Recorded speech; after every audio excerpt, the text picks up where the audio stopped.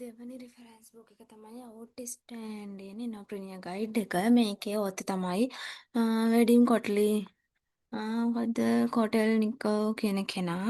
එතකොට මේකේ වෙඩින් කොටෙල් නිකෝ කියන කෙනා තමයි මේකේ ඔත වෙන්නේ. එතකොට මේකේ මේන්ලි කියන දේ තමයි ඉනෝප්‍රිනියා කියන කෙනා ඉනෝප්‍රිනියා කියලා කියන්නේ new ideas තියෙන බිස්නස් ක්‍රියේට් කරන කෙනෙක්. ඒ කියන්නේ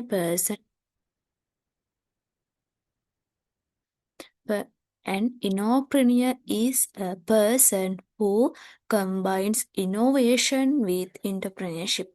ඒ කියන්නේ ඉනෝප්‍රිනියර් කියන පුද්ගලයා ඉනෝවේෂන් කම්බයින් කරනවා ඉන්ටර්ප්‍රිනියර්ෂිප් එක්ක. ඒ කියන්නේ අලුත් අදහස් එක්ක තමයි යා අලුත් බිස්නස් එකක් පටන් ගන්න.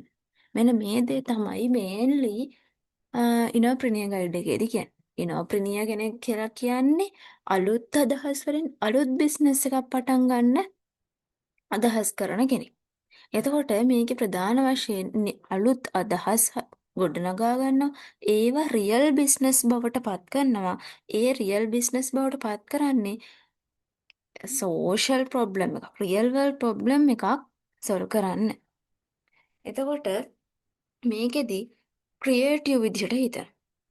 ක්‍රියේටිව් විදිහට හිතලා අපි අවස්ථා අඳුර ගන්නවා. අඳුරගෙන ඒ අවස්ථාවන් වලට ගැලපෙන අලුත් අදහස් ගොඩනගා ගන්න. ඊට පස්සේ අපි මේ අදහස් ටික සක්සස්ෆුල් බිස්නස් එකක් බවට පත් කරගන්න. එතකොට සිම්පල් සමරයිස් එක විදිහට ගන්න පුළුවන් අපි ඉනෝවේෂන්ස් ඒ කියන්නේ අලුත් අදහස් ගන්නවා. ඒ අලුත් අදහස් වලින් අපි ප්‍රොබ්ලම් එකේ ඒ කියන්නේ අපිට තියෙන ප්‍රොබ්ලම් එකේ සොලියුෂන්ස් අඳුර ගන්නවා. ඔපචුනිටිස් මොනවද කියලා අඳුර ගන්නවා. ඊට පස්සේ ඔපචුනිටිස් වලට වැලියු එකක් දෙනවා. ඊට පස්සේ අර අපි ගත්තු අදහස් ටික බිස්නස් එකක් බවට පත් කරනවා. ඊට පස්සේ මේ බිස්නස් එක ග්ලෝබල් ලෙවල් එකට අරගෙන යනවා. ග්ලෝබල් එකට අරන් ගිහලා ග්‍රෝ කරගන්න ටීම් වර්ක් එකක් විදිහට ඉනෝවේෂන්ස් එකතු කරලා ඒ වගේ දේවල් එක්ක අපි අපේ බිස්නස් එක ග්‍රෝ කරගන්න. එතකොට ක්‍රියේටිව් ඉනෝවේෂන් අයිඩියාස් කියලා කියන්නේ ඉනෝප්‍රිනියර් කියන කෙනා new ideas එක්ක අලුත් බිස්නස් එකක් ස්ටාර්ට් කරන. ඉනෝවේටිව් අයිඩියාස් කියලා කියන්නේ අලුත් අදහස්. ඒක තමයි පටන්. ක්‍රියේටිව් වෙන්නත් ඕනේ අදහස්. එතකොට new or improved solution. ඒ කියන්නේ අපි දැන් මේ හිතලා ගන්න තීරණේ අලුත් අදහස එක්ක අලුත්ම එකක් වෙන්න ඕන. එහෙමත් නැත්නම් අපි දැන් පාවිච්චි කරන සිස්ටම් එක එක්සිස්ටිං සිස්ටම් එකකට ඒක ඉම්ප්‍රූව් කරලා අලුත් අදහසක් බවට පත් කරලා කස්ටමර්ස්ලට වැඩි බෙනිෆිට්ස් එකක් හම්බෙන විදිහට අපි ගන්න ඕනි ඉනෝවේෂන්ස්.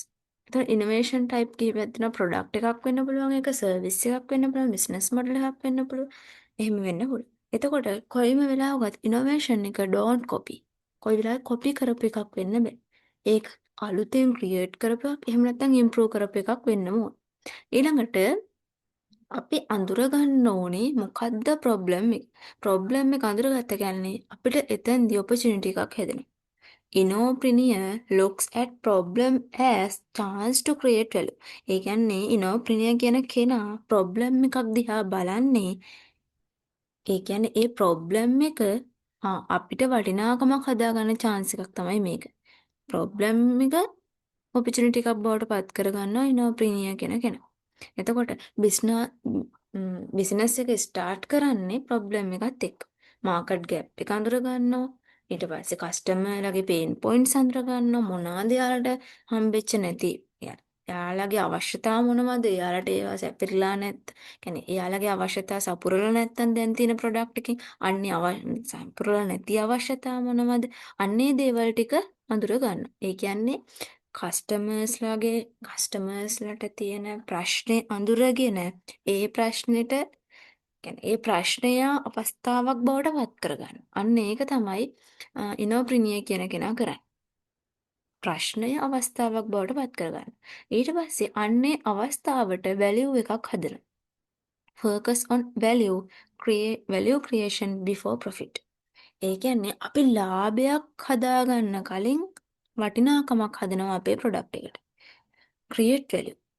ඒ කියන්නේ දැන් කස්ටමර්ගේ රියල් ප්‍රොබ්ලම් එකක් තියෙනවා. ඒක විසඳන්න ඕනි. ඒ විසඳන එක තමයි පළවෙනි දේ කරගන්නේ. ફોકસ කරන්නේ අපි වටිනාකමක් හදලා දෙනවා අපේ ප්‍රොඩක්ට් එකෙන් කස්ටමර්ගේ ප්‍රොබ්ලම් එකට. එයාලගේ එතකොට අපේ ફોකස් එක වෙන්න ඕනේ කස්ටමර් ලයිෆ් එක ඉම්ප්‍රූව් කරන එක.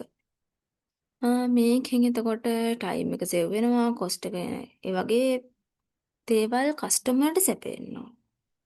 බෙනිෆිට්ස් තියෙන්න ඕනේ කස්ටමර්ට. ඒකෙන් තමයි අපේ ප්‍රොඩක්ට් එකට වැලියු එකක් එන්නේ. එතකොට අවුට්ස්ටෑන්ඩින් ඉනෝප්‍රිනියර් ගයිඩ් එකේ කියන විදිහට ඉනෝප්‍රිනියර් කියලා කියන්නේ අලුත් අයිඩියාස් එකතු කරලා ඉන්ටර්ප්‍රිනර්ෂිප් එකක් හදාගන්න කෙනෙක්. ඒක ව්‍යවසායකත්වයේ කරගන්න යා අලුත් අයිඩියාස් එක්ක.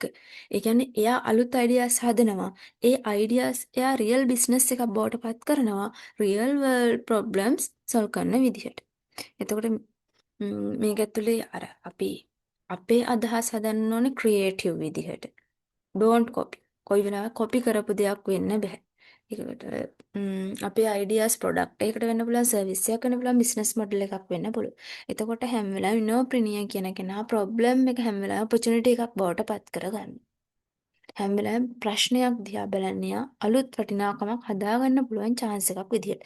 එතකොට මේ හදාගත්තු ඔපචුනිටි එකට යා වැලියු එකක් දෙනවා. ඒ කියන්නේ ප්‍රොෆිට් එකටම නෙවෙයි යා ફોකස් එක දෙන්නේ. අලුත් වටිනාකමක් හදලා දෙන්න කස්ටමර්ට. ඊළඟට බිල්ඩ් බිස්නස් එක බිල්ඩ් කරන්නේ කොහොමද? බිස්නස් එක බිල්ඩ් කරන්නේ idea must become a real business. එයාගේ අයිඩියා එක තමයි රියල් බිස්නස් එක බවට පත් වෙන්නේ. අපි අත්තු අයිඩියා එක අලුත් අදහස ඉනොවේටිව් අයිඩියා එක ප්‍රොඩක්ට් එකක් හරි සර්විස් එකක් හරි බවට පත් කරන බිස්නස් මොඩල්. කියන්නේ මේකට යන අර කියන්නේ කොස්ට් එක කොච්චරක් යාවිද ඊට පස්සේ මේකෙන් එන්න පුළුවන් ප්‍රොෆිට් එක කොච්චරද මෙන්න මේ වගේ දේවල් හිතන අලුත් අයිඩියා එක බිස්නස් එක බවට පත් කරන එක තමයි කරන්නේ. idea is nothing without execution. Idea එක විතරක්ම තියුණාටත් මදි එක්සිකියුෂන් එක තියෙන්න ඕනේ. ක්‍රියාත්මක කිරීම තියෙන්න ඕනේ. අයිඩියා එක විතරක්ම මදි ක්‍රියාත්මක කිරීම තියෙන්න තියෙන ග්ලෝබලි. ග්ලෝබල් විදිහට හිතන්න ඕන. ස්මෝල් අයිඩියා එක අවසානයේ ග්ලෝබල් ඉම්පැක්ට් එකක් වෙන්න ඕන. Don't limit two local market. Local market එකට ලිමිට් වෙලා හරියන්නේ නැහැ. මේකෙන් ග්ලෝබල් ඔපචුනිටිස් හදලා දෙන්න ඕන. ඩිජිටල් ප්ලැට්ෆෝම්ස් තියෙනවා, ටෙක්නොලොජි යූස් කරන්න. මේ දේවල් වලින් බිස්නස් එක තව තවත් ග්ලෝබල් වෙනවා. එතකොට ඉනෝප්‍රිනියර් ගයිඩ් එකේ කියන විදිහට දැන් අපි මුලින්ම කළා ඉනොවේටිව් අයිඩියා එකක් හදාගත්තා. ඉනොවේටිව් අයිඩියා එකක් කියලා කියන්නේ අලුත් අදහසක් හදාගත්තා ක්‍රියේටිව් විදිහට කොපි කරපු නැති එකක්. ඒක ප්‍රොඩක්ට් එකකට වෙන්න පුළුවන්, සර්විස් එකකට වෙන්න පුළුවන්, බිස්නස් මොඩල් එකකට වෙන්න පුළුවන්. ඊළඟට මේ අයිඩියා එකෙන් කියන්නේ අයිඩියා එක ගන්නේ අපි මොකක් හරි ප්‍රශ්නයක් තේරුම් ගන්නවා. ඒ ප්‍රශ්නය ඔපචුනිටි එකක් බවට පත් කරගන්න. ඒ කියන්නේ ඉනෝප්‍රිනියර් කෙනෙක් හැම වෙලාවෙම ප්‍රශ්නයක් දිහා බලන්නේ යාට වැලියු එකක් හදාගන්න පුළුවන් දෙයක් විදියට. ඊළඟට ඒ ඔපචුනිටි එකට වැලියු එකක් දෙනවා. ඒ කියන්නේ ඒ දැන් ඔපචුනිටි එකක් හදාගන්නවා මොකක් හරි ප්‍රොඩක්ට් එකක් හරි සර්විස් එකක් හරි දෙන්න. අන්නේ ප්‍රොඩක්ට් එකට හරි සර්විස් එකට හරි අපි වැලියු එකක් දෙනවා. ඒ කියන්නේ කස්ටමර්ට බෙනිෆිට් එකක් තියෙන විදිහට, කස්ටමර් ලයිෆ් එක ඉම්ප්‍රූව් වෙන විදිහට තමයි අපි වැලියු එක දෙන්නේ. අපේ ප්‍රොෆිට් එකට නෙමෙයි අපි ફોකස් කරන්නේ. ඊට පස්සේ අපි බිස්නස් එක බිල්ඩ් කරනවා. ඒ කියන්නේ බිස්නස් එක බිල්ඩ් කරන්නේ අයිඩියා එක මත විතරක් නෙවෙයි. අයිඩියා එක තියෙනට මදි අපි බිස්නස් එක පවත්වාගෙන යන්න ඕන. ක්‍රියාත්මක කරන්න ඕන. ඊළඟට ග්ලෝබල් විදිහට හිතනවා. අපි ලෝකල් මාකට් එකට ලිමිට් වෙන්නේ නැහැ. ග්ලෝබල් විදිහට හිතන්න ඕන. කියන්නේ ග්ලෝබල් ඔපචුනිටිස් අපිට ලබා ගන්න පුළුවන් විදිහට තමයි අපි හිතන්නේ. ස්මෝල් අයිඩියා එකක් ග්ලෝබල් ඉම්පැක්ට් එකක් වෙන්නේ එහෙම. ඊළඟට use team work and innovations. Team work එකක්. ඒ කියන්නේ success need people.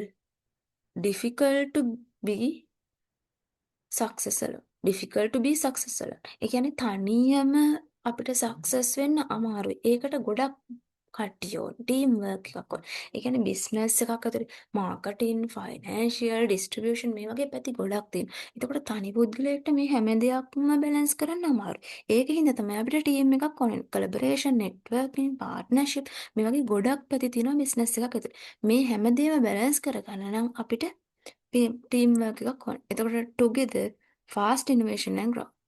අපිට අපේ ඉනෝවේෂන් එක ෆාස්ට් ඇන්ඩ් ග්‍රෝ ෆාස්ට් කරගන්න පුළුවන්. අපේ අයිඩියා එක අපි අතර අලුත් අදහස අපිට ෆාස්ට් බිස්නස් එකක් බවට පත් කරලා ඒක ග්‍රෝ කරගන්න ටීම් වර්ක් එකක් වැදගත් වෙනවා. එතකොට අවසානයේ ඕකේ ද අවුට්ස්නරි ඉනර්ප්‍රිනර් ගයිඩ් එකේ තියෙන ප්‍රධානම දේවල් තමයි එක්ස්පෙරිමෙන්ටේෂන් ඇන්ඩ් ලර්නින්. ඒ කියන්නේ අයිඩියා ගන්නවා ඉක්මනට. වැටුනොත් ආයෙ ඉගෙන ගන්නවා. learn from fail. improve continuously. ආයෙ කන්ටිනියස්ලි අපි ඉම්ප්‍රූව් කරනවා. මෙන්න මේ දේ තමයි ප්‍රධානම වැදගත් වෙන දේ. එක්ස්පෙරිමෙන්ටේෂන් ඇන්ඩ් ලර්නින්. අපි අයිඩියා එකක් ගන්නවා, ඒ දෙයට try කරනවා. අපි fail වුණොත් ඒකෙන් දෙයක් ඉගෙන ගන්නවා. අවසානයේ අපි improve කරනවා. try, fail, learn, improve. try උත්සාහ කරනවා, වැටෙයි, fail ඒකෙන් දෙයක් ඉගෙන ගන්නවා, learn. අවසානයේ improve product එකක්, service එකක් අපි දෙනවා. risk taking. රිස්ක් එකක් ගන්න ඕනේ අපි දෙයක් කරන්න. එතකොට කැල්කියුලේටඩ් රිස්ක් එකක් ගන්න ඕනේ. not fear fail. ෆේල් වෙන එකට බය වෙන්නේ නැහැ. ඊළඟට continuous learning. හැම වෙලාවෙම මාකට් එක හැම වෙලාවෙම චේන්ජ් වෙන්න පුළුවන්. ටෙක්නොලොජි එක එක එක දේවල් එක මාකට් එක චේන්ජ් වෙන්න පුළුවන්. අපි ඒ දෙයට හුරු වෙන්න ඕනේ. මාකට් චේන්ජස් වලට ඇඩැප්ට් වෙන්න පුළුවන් වෙන්න ඕනේ. හැම වෙලාවෙම කියන්නේ දියුණුව කියන එක කියන්නේ අපි අපේ ප්‍රොඩක්ට් එක සර්විස් එක හැම වෙලාවෙම ඉම්ප්‍රූව් කරන්න ඕනේ. අපි කියන්නේ වර්තමානයේ ගැලපෙන විදිහට හැම වෙලාවෙම ප්‍රොඩක්ට් එක ඉම්ප්‍රූව් කරන්න ඕනේ.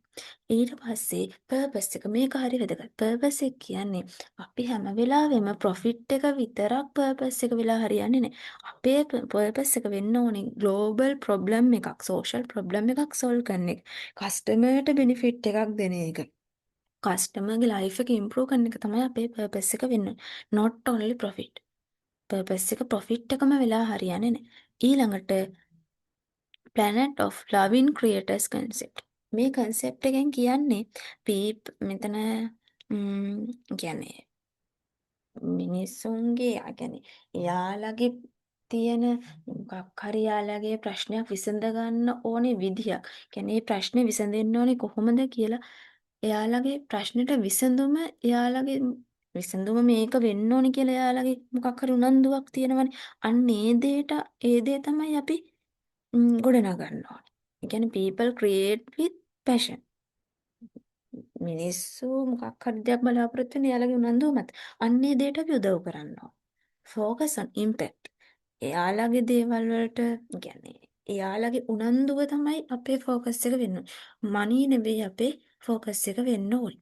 එතකොට අවසානයේ මේ බුක් දෙකෙන් අපිට දීලා දෙන රිෆරන්සස් බුක් දෙකෙන්ම කියන්නේ පළවෙනි ඩිසිප්ලින් ඔන්ටර්ප්‍රිනර්ෂිප් අපි කලින් කතා කරා. ඒකේ ස්ටෙප් 24ක් ගැන කියන ඔන්ටර්ප්‍රිනර්ෂිප් කියලා කියන්නේ අපිට ඉගෙන ගන්න පුළුවන් දෙයක්.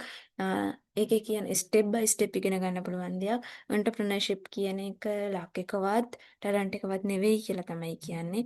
ඒ කියන්නේ අපි කොහොමද ස්ටාර්ට්අප් එකක් බිල්ඩ් කරන්නේ? how build business කියන දේ තමයි ඩිසිප්ලින් ඔන්ටර්ප්‍රිනර්ෂිප් කියලාකින් කියන්නේ. ඉනෝප්‍රිනියර් ගයිඩ් එකේදී කියන්නේ අපි මොකද්ද ගොඩනගන බිස්නස් එක කියලා තමයි බලන්නේ. අපි අලුත් අයිඩියා එකක් ගන්නවා. මේ අයිඩියා එකෙන් මොකද්ද අපි හදන බිස්නස් එක? කොහොමද අපි මේක හදන්නේ කියන එක තමයි ඉනෝප්‍රිනියර් ගයිඩ් එකේදී කියන්නේ. ඒ කියන්නේ ඉනෝප්‍රිනියර් කියන කෙනාට අලුත් අදහස් තියෙනවා. ඒ අලුත් අදහස තමයි එයා බිස්නස් එකක් බවට කන්වර්ට් කරන්නේ. ඔන්න ඔය ටික තමයි රිෆරන්සස් බුක් දෙකේ තියෙන්නේ.